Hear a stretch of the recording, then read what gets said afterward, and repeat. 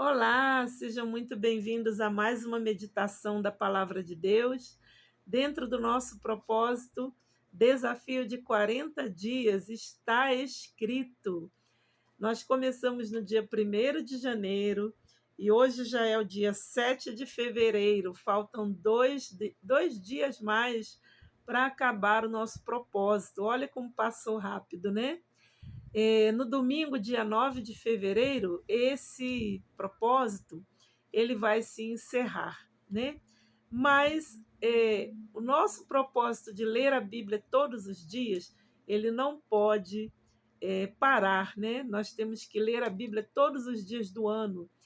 E você, já pegou a sua Bíblia? Pega a sua Bíblia e vamos abrir no livro do profeta Isaías. Nós começamos uma leitura ontem, do capítulo 44, nós lemos de 1 a 8, né? E hoje nós vamos dar continuidade, nós vamos ler Isaías 44, do versículo 8 até o versículo 20. Já pegou a sua Bíblia? Vamos lá? Esse capítulo de Isaías diz assim: a soberania de Deus e a vaidade dos ídolos. E ontem nós lemos, né? Deus perguntando ao povo, né? Assim diz o Senhor, Rei de Israel, no versículo 6, né? Vamos recapitular 2 versículos aqui. Assim diz o Senhor, Rei de Israel e seu Redentor, o Senhor dos exércitos. Eu sou o primeiro, eu sou o último, e fora de mim não há Deus. Veja a pergunta de Deus. E quem proclamará como eu e anunciará isto e o porá em ordem perante mim, desde que ordenei um povo eterno? E anuncie-se-lhes as coisas vindouras e as que ainda hão de vir. Né? Vamos dar continuidade, então, a partir do versículo 8. Deus diz assim, é o próprio Deus falando através do profeta Isaías. Ele diz o seguinte: não vos assombreis e nem temais. Porventura, desde então, não vou-lo fiz ouvir e não vou-lo anunciei, porque vós sois as minhas testemunhas. Porventura, há outro Deus fora de mim? Não, não há outra rocha que eu conheça. Todos os artífices de imagens de escultura são vaidade, e as suas coisas mais desejáveis são de nenhum préstimo. E suas próprias testemunhas nada veem e nem entendem, para que sejam envergonhados. Quem forma um Deus e funde uma imagem de escultura que é de nenhum préstimo, ou seja, de nenhum valor, que não presta para nada? Eis que todos os seus companheiros ficarão confundidos, pois os mesmos artífices não passam de homens. Ajuntam-se todos e levantam-se, e assombrar-se-ão, e serão todos juntamente confundidos. O ferreiro, com a tenaz, trabalha nas brasas, e o forma com martelos, e o lavra com a força do seu braço. Ele tem fome, e a sua força enfraquece, e não bebe água, e desfalece. O carpinteiro estende a régua, desenha-o com uma linha, aplana-o com uma plana, e traça-o com um compasso. E o faz à semelhança de um homem, segundo a forma. O faz à semelhança de um homem, segundo a forma de um homem, para ficar em casa. Quando corta para si cedros, toma também o cipreste e o carvalho, e assim escolhe dentre as árvores do bosque, planta um olmeiro e a chuva o faz crescer. Então serve ao homem para queimar, e toma deles e se esquenta, e os acende, e coze um pão. Também faz um Deus e se prostra diante dele. Também fabrica uma imagem de escultura e ajoelha-se diante dela. Metade dele, ou seja, metade daquela madeira de carvalho ou de cipreste, né, que a pessoa cortou no bosque, ou seja, metade daquela madeira queimou no fogo, e com a outra metade preparou uma carne para comer. Assou-a e fartou-se dela, e também se aquenta, e diz: Ora, já me aquentei e já vi o fogo. Então, do resto daquela madeira, né, que pegou no bosque, faz um Deus, uma imagem de escultura, e ajoelha-se diante dela, e se inclina e roga-lhe, e diz: Livra-me, porquanto tu és o meu Deus. Nada sabem, nem entendem, porque taparam-se os olhos para que não vejam, e os seus corações para que não entendam. E nenhum deles cai em si, e já não tem conhecimento nem entendimento para dizer: metade dessa madeira, né? Aqui no versículo está escrito só metade, mas nós estamos entendendo que está falando metade da madeira que foi cortada no bosque, né? Metade queimei no fogo e cozi pão sobre as suas brasas, e assei sobre elas carne e comi. E faria eu do resto uma abominação? Ajoelhar-me-ia ao que saiu de uma árvore? Apacenta-se de cinza, o seu coração enganado o desviou, de maneira que já não pode livrar a sua alma e nem dizer: porventura não há uma mentira na minha mão direita? Somente até aqui, né? O versículo 20. Então, gente, poxa, muito forte essa leitura, né?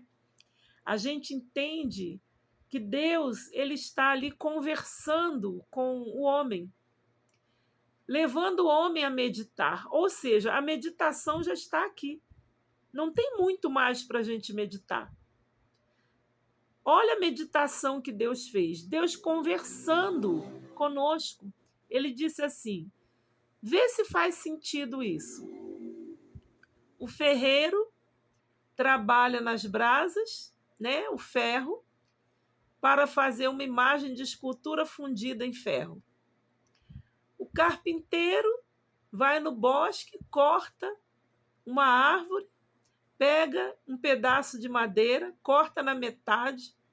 Com a metade do pedaço de madeira, ele faz um fogo para se esquentar. Nesse fogo, ele assa um pão para comer. Nesse fogo, ele assa um pedaço de carne para ele se alimentar. E com a outra metade da madeira, ou seja, com o resto, com o que sobrou, ele vai fazer uma obra de artista, vai ali imaginar, né, uma obra de escultura no formato de um homem, faz uma imagem de escultura e depois se ajoelha diante desse pedaço de madeira que ele cortou no bosque e que ele mesmo fez uma escultura no formato de uma figura humana, e ele se ajoelha diante do pedaço de madeira e diz assim: Tu és o meu Deus. E vai pedir alguma coisa para esse pedaço de madeira que ele mesmo sabe que ele cortou no bosque, que ele mesmo sabe que foi ele que esculpiu uma imagem de escultura. E aí Deus pergunta: existe, né, algum sentido nisso? Verdadeiramente, a palavra de Deus, ela se faz necessária a gente ler e meditar. Porque a maioria das pessoas não pensa. A maioria das pessoas entra numa loja, compra uma imagem de escultura, coloca dentro da sua casa, e para aquela imagem de escultura faz pedidos. Para aquela imagem de escultura, algumas pessoas acendem velas.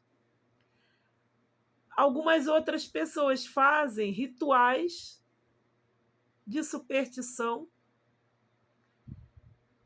São cada coisa que a gente, sabe, fica até sem palavras para meditar muito sobre isso, porque o próprio Deus está dizendo: pensa comigo, faz sentido isso.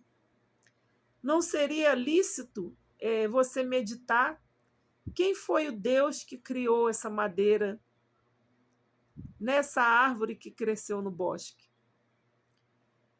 Não seria mais inteligente você adorar o Deus que criou as árvores? O Deus que criou a natureza, o Deus que criou os céus e a terra, o Deus que formou tudo que nos céus e na terra há. Deus, ele nos leva a refletir de uma forma tão profunda. Veja que ele começou falando de si mesmo, né? Nos primeiros versículos, no versículo 2, Deus fala assim: assim diz o Senhor que te criou e que te formou desde o ventre e que te ajudará. Esse é o Deus que deve ser servido, esse é o Deus que deve ser adorado, esse é o Deus a quem nós devemos pedir pela nossa alma, pela nossa vida.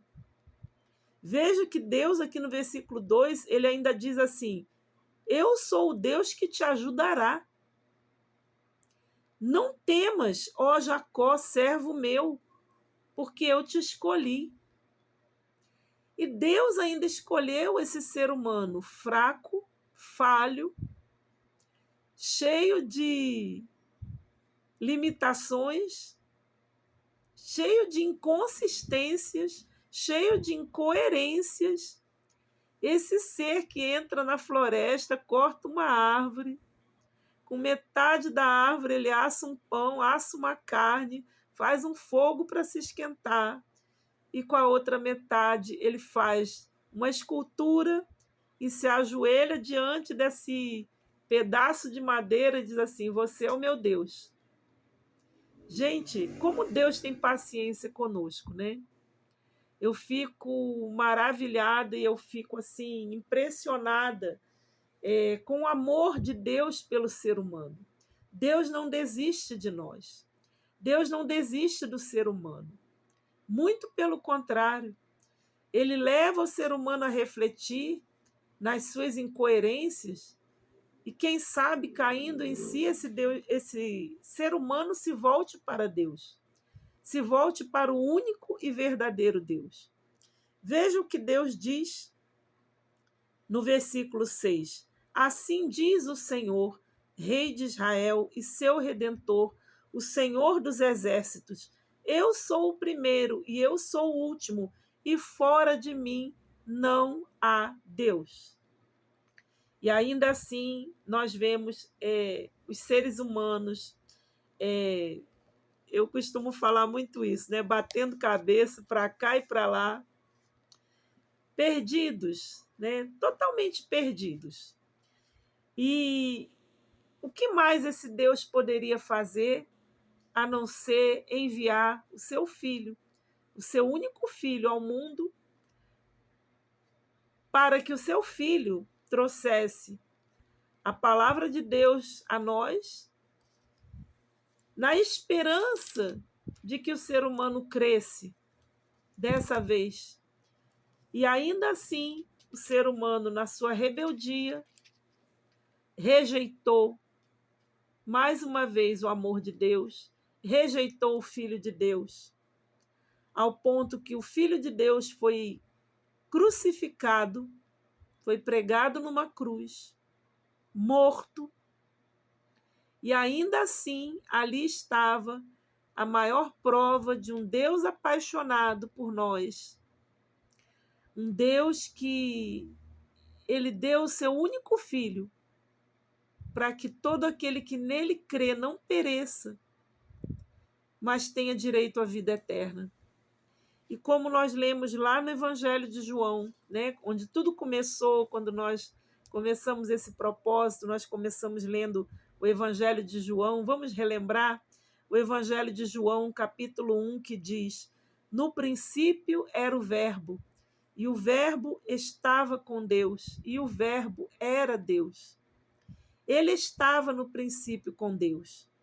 Todas as coisas foram feitas por ele, e sem ele nada do que foi feito se fez. Nele estava a vida, e a vida era a luz dos homens.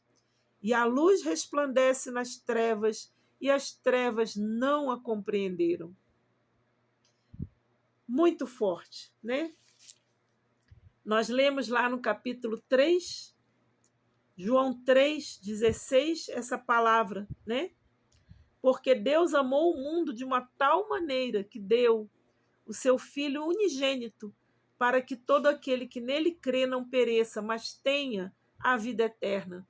Porque Deus enviou seu Filho ao mundo, não para que condenasse o mundo, mas para que o mundo fosse salvo por ele.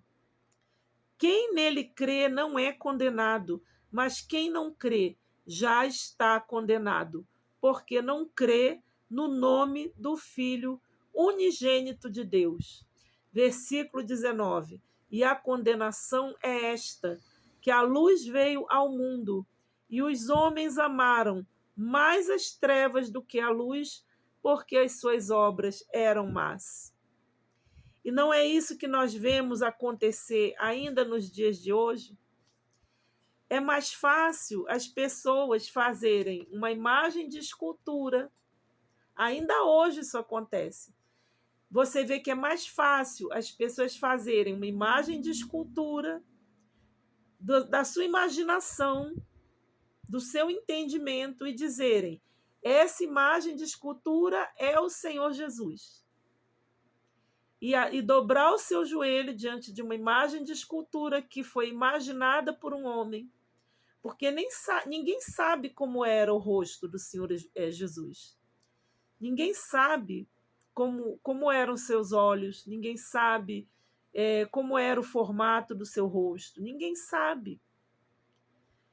É ilusão você crer que essas imagens que as pessoas idealizam do Senhor Jesus, que aquilo ali represente o Filho de Deus. Ninguém estava lá, não tinha.